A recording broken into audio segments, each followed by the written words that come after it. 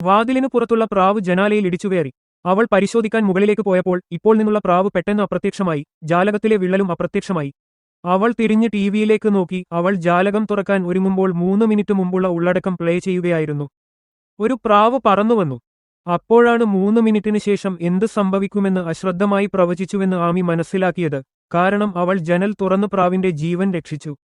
എന്നിരുന്നാലും അവൾ സബ്വേയിൽ പ്രവേശിച്ചയുടനെ മറ്റൊരു ദർശനം അവളുടെ മനസ്സിൽ വന്നു. കറുത്ത സ്പൈഡർ മാസ്ക് ധരിച്ച ഒരാൾ വണ്ടിയിലെ മറ്റു പെൺകുട്ടികളോട് വികൃതമാക്കുകയായിരുന്നു. അടുത്തുവരുന്ന കൊലയാളിയെ ഒഴിവാക്കാൻ ആമി ഉടൻ തന്നെ ട്രെയിനിൽ നിന്ന് ഇറങ്ങാൻ തീരുമാനിച്ചു. എന്നാൽ പ്രാവിനെ രക്ഷിക്കാൻ കഴിയുമെന്നതിനാൽ ഒരുപക്ഷെ ആ 3 പെൺകുട്ടികളെയും രക്ഷിക്കാൻ കഴിയുമെന്ന് അവൾ കരുതി. അയാൾ ക്രമേണ അടുത്തെത്തിയപ്പോൾ എമി ട്രെയിൻ കണ്ടക്ടറാണെന്ന് നടിക്കുകയും 3 പെൺകുട്ടികളോടും വേഗത്തിൽ ട്രെയിനിൽ നിന്ന് ഇറങ്ങാൻ പറയുകയും ചെയ്തു. എമി തിരിഞ്ഞു നോക്കിയപ്പോൾ നിഗൂഢനായ മനുഷ്യൻ അവരെ 3 പേരെയും ഇതിനകം ശ്രദ്ധിക്കുകയും സബ്വേയുടെ ദിശയിലേക്ക് അവരുടെ അടുത്തേക്ക് ഓടുകയും ചെയ്തു. നിഗൂഢനായ മനുഷ്യൻ സ്പൈഡർ സ്യൂട്ട് ധരിച്ച് മേൽക്കൂരയിൽ നിന്ന് കയറി. അപ്പോഴാണ് 3 പെൺകുട്ടികളും അപകടം മനസ്സിലാക്കി മറ്റൊരു വണ്ടിയിൽ ഒളിക്കാൻ ആമിയെ പിന്തുടർന്നത്.